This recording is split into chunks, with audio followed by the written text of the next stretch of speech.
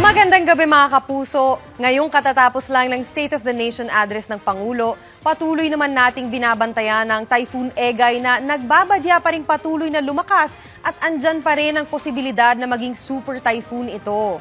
Sa latest bulletin ng Pag-asa, nakataas na ang signal number 2 sa Catanduanes, eastern portion ng Albay, northern portion ng Camarines Norte, eastern portion ng Camarines Sur, Isabela, northern at central portions ng Aurora, Quirino at Cagayan kasama ang Babuyan Islands. Gayun Visayas naman, umaga pa lang may matitinding ulan na sa Panay Island at Negros provinces. Gayun din sa